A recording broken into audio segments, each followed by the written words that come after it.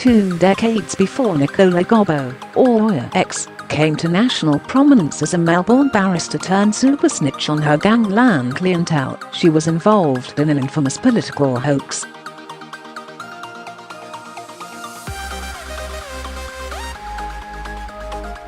As a willing participant in what was a Labour dirt operation, Ms Gobbo, then a young ALB member and former student activist, accused now Senate President Scott Ryan of being the likely author of forged letters that ended up deeply wounding the Keating Labor Government ahead of the 1996 federal election.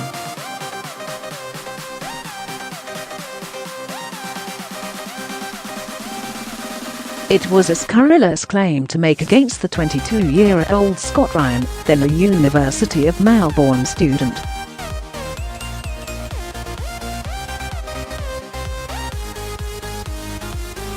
Ms Gobbo had no direct evidence to back it up. Indeed, she even acknowledged Scott Ryan had denied being responsible.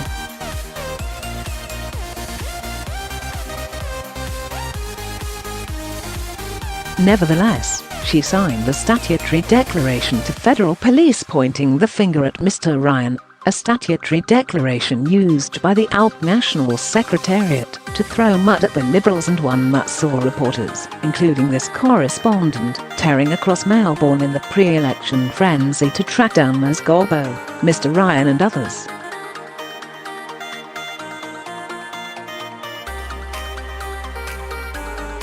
Little did anyone know back then, but Ms Gobbo was already a police informant, registered the year before while still a University of Melbourne law student, 2 years after a 1993 raid on her Carlton home had found methamphetamines with a street value of $80,000. She was arrested, but trafficking charges against her were dropped, and no conviction was recorded.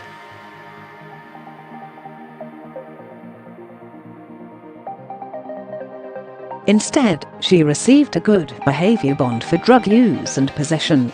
Ms Gobbo's later career representing a galaxy of underworld criminals, including Carl Williams and Tony Mokbel, adds a new complexion to an intensely peculiar political episode that embarrassed federal Labour and humiliated former federal treasurer Ralph Willis.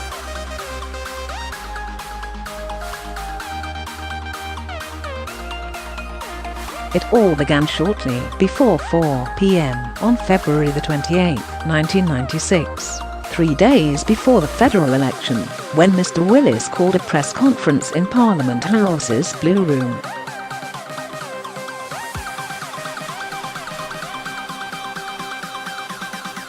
The Treasurer was flourishing a brown envelope that had arrived anonymously in his office.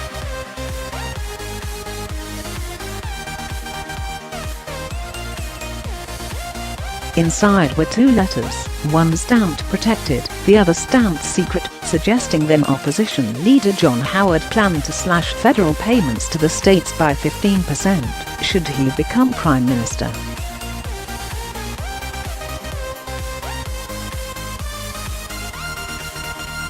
One of the letters purported to be from then Victorian Premier Jeff Kennett to Mr Howard, urging the federal Liberal leader to dump his plan and instead make significant reductions to those Commonwealth programs that you have publicly and privately opposed for the last 10 years.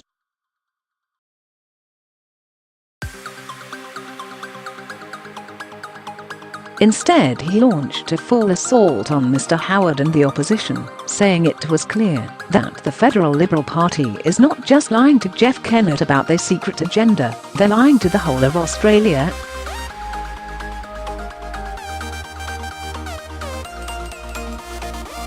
If true, the sensational and explosive revelations could have shattered the Liberal Party's election campaign.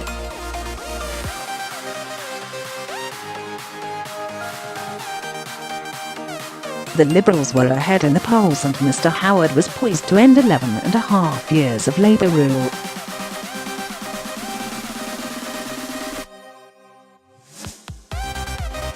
But within 45 minutes of Mr Willis's press conference, a furious Mr Howard addressed reporters alongside Deputy Liberal leader Peter Costello to denounce Labour's desperate use of what were revealed to be forged letters.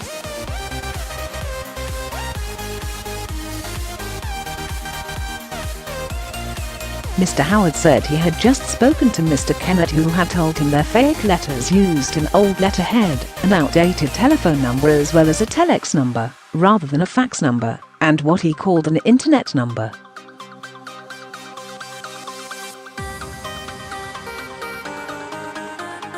By 11 p.m, Mr Willis unreservedly withdrew his allegations against the Liberal Party and referred the matter to the Australian Federal Police, AFP.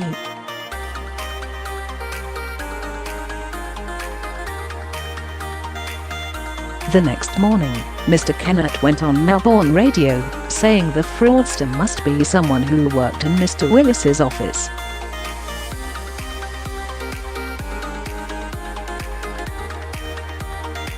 The Premier said he had given the name of the person who he believed had committed the hoax to the AFP.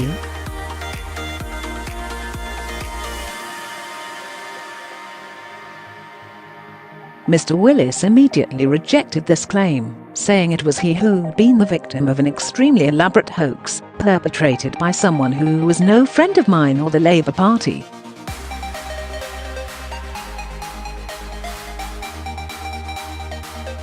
Enter Ms Gobbo, an ALP member, and by now an articled law clerk. On Friday, March the 1st, the day before the federal election, she made a statutory declaration to the AFP, saying it was her belief that the originator of the documents in question was very likely Scott Ryan, who then worked part-time both as a researcher in Mr Kennett's office and as an occasional staffer for Mr Costello.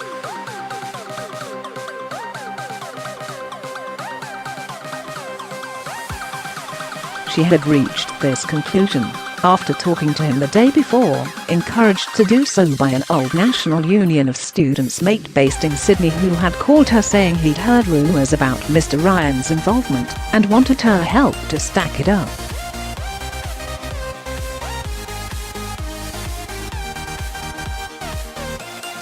She'd known Mr Ryan from her student politics days, dating back to 1992. They had been avowed enemies at first, when she and 3 others contested for the position as editor of the Melbourne University newspaper, Farrago.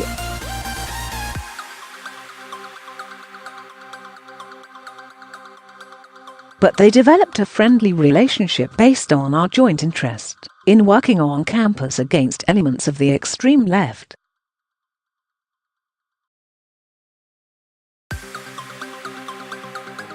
She says she congratulated him, saying the letters just had to be you. He replied, "Oh, come on," according to her statutory declaration, but then went on to say what a great stunt it had been, what a devastating effect it had had on Labour's campaign, and that Costello couldn't be happier.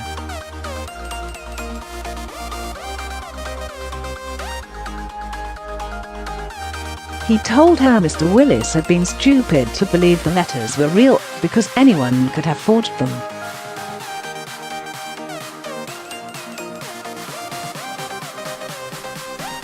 "I could forge it easily using a Mac 16-point Palantino font," she recalled him saying, according to her statutory declaration.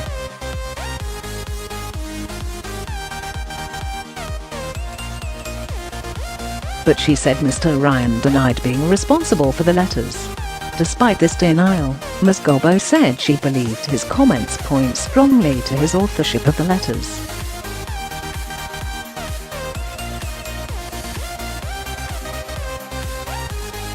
Her statutory declaration was nothing more than a hunch based on circumstantial evidence.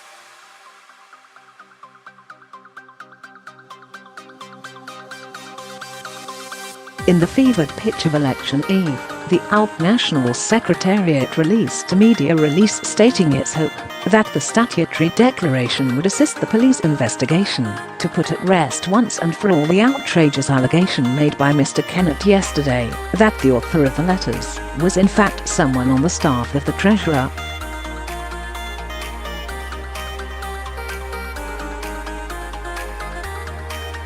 Back then, this correspondent was a reporter for the Melbourne newspaper, the Herald Sun.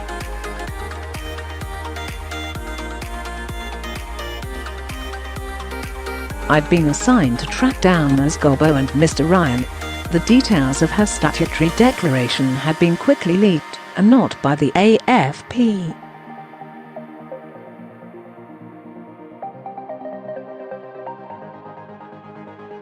I visited Ms Gobbo's home, then a house in Rafton Street in Carlton. If anyone was at home, no one answered.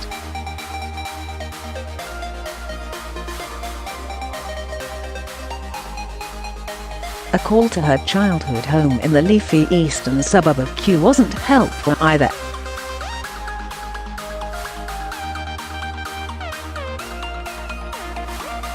I went to Mr Ryan's home in Essendon. The address is still inscribed in my contact book.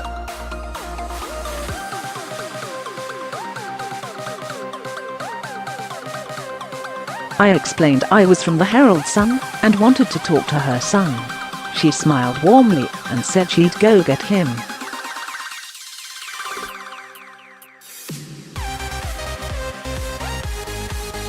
I waited for some minutes. I could hear the low hum of talk in the background. When she returned to the door, her sunny disposition had disappeared.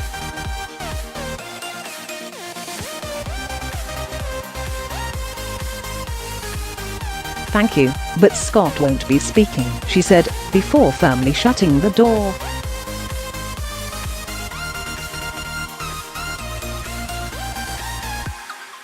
Mr Ryan has consistently denied having any involvement in the forgery, and his former boss, Mr Costello, who questioned his staffer about it, said it was a completely baseless allegation trumped up by a desperate Labour Party.